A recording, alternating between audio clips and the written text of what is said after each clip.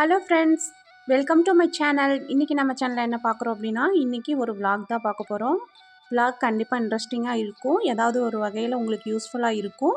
வாங்க இப்போ வந்து நம்ம வீடியோக்குள்ளே போயிடலாம். வீடியோ பார்க்குறதுக்கு முன்னாடி ஒரு லைக் கொடுத்து பார்க்குறதுக்கு ஸ்டார்ட் பண்ணி கொடுக்குற ஒவ்வொரு லைக்கும் அடுத்தடுத்த வீடியோஸ் போடுறதுக்கு எனக்கு மோட்டிவேஷ்னலாக இருக்கும். நம்ம சேனலை ஃபஸ்ட் டைம் பார்க்குறீங்க அப்படின்னா சப்ஸ்கிரைப் பண்ணி சப்போர்ட் பண்ணுங்கள். இப்போ வந்து நம்ம வீடியோக்குள்ளே போயிடலாம். காலையில் எழுந்திரிச்சதுமே அரிசியெல்லாம் வந்து ஊற வச்சுட்டு தான் வந்து ஃப்ரெஷ்ஷப் ஆக போனேன். ஃப்ரெஷ்ஷப் ஆகிட்டு கோலம் போடுறதுக்கு முன்னாடி சாதம் வச்சுட்டு வந்துடலாம் அப்படின்னு சொல்லிட்டு சாதமும் வந்து குக்கரில் வச்சு விட்டு வந்தாச்சு. நம்ம கோலம் போட்டு போகங்களாட்டியும் சாதம் ரெடி ஆயிரும் இல்லைங்களா, அதுக்கப்புறம் போய் நம்மளுக்கு லஞ்ச் பேக் பண்ணுறதுக்கு வந்து கொஞ்சம் ஈஸியாக இருக்கும். அதனால தான் கடன்னு எல்லா வேலையும் காலையில் வந்து பார்த்திங்கன்னா அப்படியே காலில் சக்கரத்தை கட்டி விட்டது மாதிரி தான். இது எனக்கு மட்டும் இல்லை, எல்லார் வீட்லேயும் இப்படி தான் இருக்கும். உங்களுக்கு மட்டும் என்ன அப்படிங்கிற மாதிரி நினைக்க வேண்டாம் யாரும். எப்போவுமே நம்ம கோலம் போடுறப்ப இந்த மாதிரி காவிப்பொடி போட்டோம் அப்படின்னாலே நம்ம சின்ன கோலமாக போட்டிருந்தா கூட கோலம் வந்து ரொம்ப அழகாக தெரியும். நான் எப்போவுமே இந்த மாதிரி காவி கலர் போட்டு தான் வந்து கோலம் போடுவேன். அது இல்லாமல் 3 தேவர்களோட அனுகிரகமும் கிடைக்கும் அப்படின்னு சொல்லுவாங்க. கோலமும் அழகாக இருக்கும், அதே மாதிரி 3 தேவர்களோட அனுகிரகமும் கிடைக்கும். அப்படிங்கிறனால நான் வந்து இந்த மாதிரி தான் வந்து டெய்லியுமே வந்து கோலம் போடுவேன். ஃபைனலாக நான் போட்ட கோலம் இப்படி தான் இருந்தது. வாசல் தெளிக்கிறப்பவே இந்த இடத்துல இருக்க போட்டிக்கோவில் இருக்கிற இடத்தையுமே வந்து டெய்லியுமே தண்ணி வச்சு துடைச்சிருவேன். அப்போ வந்து நம்ம வாசல் எப்போவுமே வந்து ரொம்ப மங்களகரமாக இருக்கும். அதுவும் இல்லாமல் துளசி செடி வச்சுருக்கேன், நிறையா வந்து பிளான்ட்டெல்லாம் வந்து வச்சுருக்கிறனால நம்மளுக்கு வந்து காலையில் இதெல்லாம் வந்து பார்க்குறப்ப ரொம்ப ஒரு பீஸ்ஃபுல்லாக இருக்கிற மாதிரி இருக்கும். காலையில் நம்ம எழுந்திரிச்சு வந்தோடனே இந்த மாதிரி ஒரு க்ரீனிஷாக இருந்துச்சு அப்படின்னாலே நம்மளுக்கு வந்து ஒரு மைண்டு வந்து எந்த ஒரு டிப்ரெஷனும் இல்லாமல் இருக்கும். ஸோ வந்து எனக்கு அப்படி இருக்குது. அதனால் நான் வந்து வீட்டுக்கு முன்னாடி செடிகள்லாம் வந்து நிறையா வச்சுருக்கேன். வீடு வந்து எப்போவுமே ரொம்ப வெளிச்சமாக இருக்கிற மாதிரி வந்து பார்த்துக்கோங்க. ஒரு சிலர்லாம் பார்த்திங்கன்னா ஜன்னலே திறக்கவே மாட்டாங்க. அப்படிலாம் இருக்கக்கூடாது. ஜன்னல் வழியாக வந்து பூச்சி வருது, கொசு வருது, அது வருது, இது வருதுன்னு சொல்லிட்டு அந்த மாதிரிலாம் இருக்கக்கூடாதுங்க. எப்போவுமே வந்து நம்ம வீடு ரொம்ப வெளிச்சமாக இருக்கணும், காத்தோட்டமாக இருக்கணும். அப்போ தான் வந்து நம்மளுக்கு எந்தவித வியாதிகளும் வராது. சூரிய ஒளி நம்ம வீட்டுக்குள்ளே படணும். சூரிய ஒளி பட்டாலே நம்மளுக்கு வந்து எந்த வியாதியும் வராதுன்னு சொல்லுவாங்க. என்கிட்ட ஒரு பொண்ணு வந்து ஒருத்தவங்க கேட்டிருந்தாங்க, எதுக்காக கார்த்திகை மாதத்தில் மட்டும் வந்து விளக்கேற்றி வைக்கிறாங்க அப்படின்னு சொல்லிட்டு ஒருத்தவங்க கேட்டிருந்தாங்க. உங்களுக்கு இதுக்கு ரீசன் தெரியுமா அப்படின்னு சொல்லி கேட்டிருந்தாங்க. எனக்குமே தெரியாது, நான் தெரிஞ்சுக்கிட்டு சொல்கிறேன்ப்பா அப்படின்னு சொல்லிட்டேன். அதுக்கப்புறம் வந்து நான் தெரிஞ்சுக்கிட்டது கரெக்டாக இன்றைக்கி உங்கள் கூடயும் ஷேர் பண்ணிக்கிறேன். நீங்களும் வந்து தெரிஞ்சுக்கிட்டோம் அப்படின்னு. தெரிஞ்சவங்களா இருந்தால் இதை வந்து ஸ்கிப் பண்ணிக்கோங்க, தெரியாதவங்களா இருந்தால் இதை வந்து யூஸ் பண்ணிக்கோங்க. அதாவது நம்ம வந்து கார்த்திகை மாதத்தில் மட்டும் விளக்கேற்ற மாட்டோம். ஐப்பசி, கார்த்திகை, மார்கழி 3 மாதத்துலேயுமே வந்து வீட்டில் வந்து விளக்கேற்றி வைப்பாங்களாம் முன்னாடி காலத்துலலாம்.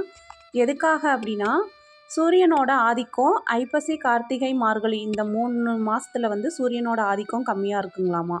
அதாவது இந்த 3 மாதத்தில் மழை காலமாக இருக்கிறனால சூரியன் வந்து அவ்வளோக்கா வரமாட்டாங்களாம். அப்போ வந்து பார்த்திங்கன்னா சூரியனோட ஆதிக்கம் கம்மியாக இருக்கிறப்ப நம்மளுக்கு வந்து பல கிருமிகள் வந்து நம்மளுக்கு உடம்புல பரவுறதுக்கு வந்து வாய்ப்புகள் அதிகமாக இருக்குது. அதனால தான் வந்து நம்ம வீட்டில் விளக்கேற்றி வச்சோம் அப்படின்னா அந்த கிருமிகளோட தாக்கம் நம்மளுக்கு ஏற்படாது, அதாவது பாதிக்காது அப்படின்னு சொல்லிட்டு முன்னாடி காலத்தில் இந்த 3 மாதத்துலேயே விளக்கேற்றி வச்சாங்க. ஐப்பசியில் தீபாவளி நாளில் வீடு ஃபுல்லாக விளக்கேற்றி வைப்பாங்க. கார்த்திகை மாதத்தில் அந்த பெரிய கார்த்திகைன்னு சொல்லுவோம் இல்லைங்களா, திருக்கார்த்திகை நாளில் வீடு ஃபுல்லாக விளக்கேற்றி வைப்பாங்க. அதே மாதிரி மார்கழி மாதம் பார்த்திங்கன்னா வீட்டு வாசலில் வந்து விளக்கேற்றி வைப்பாங்க இல்லைங்களா. இதுக்கு காரணம் நம்ம வீட்டில் வந்து சூரியனோட ஆதிக்கம் கம்மியாக இருக்கிறனால சூரியனை வலுவேற்றுற விதமாக நம்ம வந்து விளக்கேற்றி வைக்கிறது அப்படின்னு முன்னோர்கள் ஃபாலோ பண்ணாங்களாம். அதனால தாங்க இந்த 3 மாதத்தில் நம்ம வந்து வீட்டில் விளக்கேற்றி வைக்கிறது. ஸோ வந்து நம்மளால் முடிஞ்ச அளவுக்கு எவ்வளோ விளக்கு ஏற்ற முடியுமோ விளக்கேற்றி வைக்கிறது ரொம்ப ரொம்ப நல்லது. நீங்கள் வந்து மற்ற இடத்துல விளக்கேற்ற முடியல அப்படின்னாலும் இந்த நிலவாசலில் விளக்கேற்றுங்க. நிலவாசலில் விளக்கேற்றுறது அப்படிங்கிறது நான் நிறையா வீடியோஸ் போட்டிருக்கேன் நிலவாசலை பற்றி. இருந்தாலும் இதுலேயும் வந்து புதுசாக பார்க்குறவங்களுக்காக சொல்கிறேன். நிலவாசலில் வந்து நம்ம வீட்டில் விளக்கு ஏற்றி வச்சோம் அப்படின்னா சூரியனுக்கு ஒரு விளக்கு, சந்திரனுக்கு ஒரு விளக்குன்னு அர்த்தம். அதாவது வலது பக்கம் சூரியனுக்கும் இடது பக்கம் சந்திரனுக்கும்னு அர்த்தம். ஸோ நம்ம வந்து இந்த மாதிரி வலது பக்கமும் இடது பக்கமும் விளக்கேற்றி வைக்கிறோம் அப்படின்னா நம்மளுக்கு வந்து கண் சம்மந்தமாக எந்த ஒரு வியாதி வராது அப்படின்னு சொல்லுவாங்க. கண்ணில் வந்து குறைபாடு இருக்குது அப்படின்னா இந்த மாதிரி நிலவாசலில் விளக்கேற்றி வச்சு பாருங்கள், நல்ல ஒரு மாற்றத்தை பார்க்கலாம். அதே மாதிரி நில வாசலுக்கு ஒரு படியாவது மேலே தான் வந்து விளக்கேற்றி வைக்கணும். நிலவாசலுக்கு கீழே வந்து விளக்கு ஏற்றக்கூடாது. நிலவாசலுக்கு டெய்லியுமே வந்து மஞ்சள் குங்குமம் தடவி ஒரு பூ வச்சுட்டு நீங்கள் வந்து என்ன வேண்டுதல்கள் வைங்க. ஏதாவது இப்போ வாடகை வீட்டில் இருக்கிறீங்க அப்படின்னா அந்த நிலவாசலுக்கு மஞ்சள் குங்குமம் வச்சுட்டு டெய்லி விளக்கேற்ற முடிஞ்சால் விளக்கேற்றுங்க. இல்லை அப்படின்னா ஒரு பூ வச்சுட்டு டெய்லி ஒரு சாம்பிராணி இல்லைன்னா பத்தி காமிச்சு விடுங்க. நீங்கள் என்ன வேண்டுறீங்களோ அதை வந்து கண்டிப்பாக நடக்குங்க.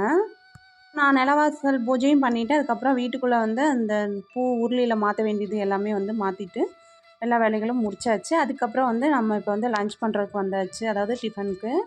இன்றைக்கி வந்து நான் 2 in 1 தான் பண்ண போகிறேன். அதாவது என்ன பண்ணுறேன் அப்படின்னா, தக்காளி வந்துட்டு வதக்கிட்டு, அதாவது தக்காளி சட்னி மாதிரி செஞ்சுட்டு அதவே வந்து தோசைக்கும் வச்சுக்க போகிறேன். அதுலேயே வந்து சாதத்தை போட்டு பெரட்டி தக்காளி சாதமாகவும் பசங்களுக்கு வந்து பேக் பண்ணி தரப்போகிறேன். ஸோ காலையில் டைம் நம்மளுக்கு வந்து எந்திரிக்கிறதுக்கு லேட் ஆகிடுச்சு, அந்த மாதிரி வந்து நம்மளுக்கு காலையில் டைம் இல்லை அப்படின்னா இந்த மாதிரி ட்ரை பண்ணிங்க அப்படின்னா வேலை வந்து நம்மளுக்கு டக்குன்னு முடிஞ்சிருங்க. இது செய்கிறதுக்கு ரொம்ப டைம்லாம் எடுக்காது. இப்போ நான் தக்காளியை மிக்சியில் போட்டு அடிச்சுட்டு ஒரு கடாயில் எண்ணெய் ஊற்றி கடுகு, உளுந்தம்பருப்பு, சோம்பு போட்டு தாளித்து 2 பச்சை மிளகா போட்டிருக்கேன். அதுக்கப்புறம் நம்ம அரைச்சி வச்சுருக்கிற பேஸ்ட் இதில் ஊற்றி நல்லா வந்து சுருண்ட அந்த வந்தோன்னே நம்ம இறக்கிட்டோம் அப்படின்னாலே தக்காளி சட்னி வந்து ரெடி ஆயிரும். தக்காளி சட்னிக்கு கொஞ்சமாக எடுத்து வச்சுட்டு அதுக்கப்புறம் மறுபடியும் அந்த பேனை மறுபடியும் வச்சுட்டு இன்னும் கொஞ்சம் நேரம் அந்த எண்ணெய் மேலே பிரிஞ்சு வர வரைக்கும் நம்ம வதக்கிட்டு அதில் வந்து சாப்பாடு போட்டு பெரட்டி எடுத்துட்டோம் அப்படின்னா நம்மளுக்கு வந்து தக்காளி சாதமும் வந்து ரெடி ஆயிரும். காலையில் டிஃபனுக்கு தோசை தாங்க ஊற்றிருந்தேன். தோசையை வந்து மொறுன்னு ஊற்றாமல் ஊத்தாப்பம் மாதிரி ஊற்றணும். ஊத்தாப்பம் மாதிரி ஊற்றி இந்த சட்னியை வந்து நம்ம அதாவது தொட்டு சாப்பிடாம அப்படியே அள்ளி சாப்பிடுவாங்கன்னு சொல்லுவாங்க இல்லைங்களா, நல்லா வந்து தோசைக்குள்ளே உள்ள நல்லா பெரட்டி அப்படியே எடுத்து சாப்பிட்டோன்னு வச்சுக்கோங்களேன், அவ்வளோ டேஸ்ட்டாக இருக்கும். நீங்கள் வந்து இதை ட்ரை பண்ணி பாருங்களேன். உண்மையிலே நான்லாம் வந்து 2 தோசை 3 தோசைன்ட்டு அப்படியே உள்ளே போய்க்கிட்டே இருக்கும் எனக்கெல்லாம். அப்படியே இதை வந்து நீங்கள் ட்ரை பண்ணி பாருங்கள். அதுக்கப்புறம் இன்றைக்கி தக்காளி சாதமும் காம்பினேஷனுக்கு வந்து பார்த்திங்கன்னா இன்றைக்கி பாவக்காய் சில்லின்னு தான் வந்து கொடுத்துருந்தேன். பாவக்காய் வந்து வாரத்தில் ஒரு நாள் வந்து பாப்பாங்க ஸ்கூலில் கொண்டு வர சொல்லிடுவாங்க. அது பாவக்காயை வச்சு நம்ம எந்த டிஷ் வேணாலும் பண்ணி கொடுத்துக்கலாம்.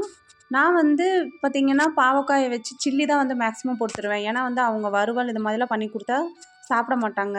அவங்கள சொல்கிறதுக்கு என்னங்க, நானே சாப்பிட மாட்டேன். பாவக்காய் அப்படின்னாலே உண்மையிலே நான் வந்து அதை வாயில் டேஸ்ட்டும் கூட வச்சு பார்க்க மாட்டேன். எனக்கு அது பிடிக்கவே பிடிக்காது. இருந்தாலும் ஸ்கூலில் வந்து கொண்டு வர சொல்கிறாங்களே அப்படின்னு சொல்லிட்டு பாப்பாங்களுக்கு வந்து நான் கொடுத்துட்றது. ஆனால் வந்து அவங்க எல்லாமே விரும்பி சாப்பிட்டுக்கிறாங்க. நான் வந்து இதை டேஸ்ட்டும் கூட பண்ண மாட்டேன்.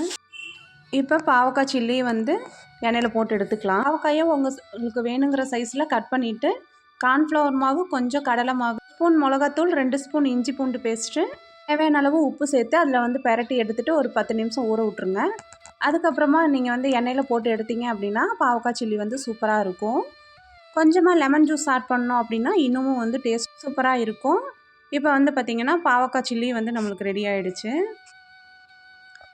இன்னும் மீதி இருக்கிறதெல்லாம் வந்து போட்டு எடுத்துகிட்டு காலையில் வந்து லன்ச் வந்து பார்த்திங்கன்னா காலையில் ஒரு 6:30 அப்படிங்கிறப்பவே ஃபுல்லாக வந்து ரெடி ஆகிடுச்சு. டிஃபனுக்கு பேக் பண்ணியாச்சு. ஸோ அவ்வளோதான் ஃப்ரெண்ட்ஸ். இந்த வீடியோ பிடிச்சிருந்துச்சுன்னா லைக் அண்ட் சப்ஸ்கிரைப் பண்ணிக்கோங்க. நெக்ஸ்ட் வீடியோவில் மீட் பண்ணலாம். தேங்க்ஸ் ஃபார் வாட்சிங்.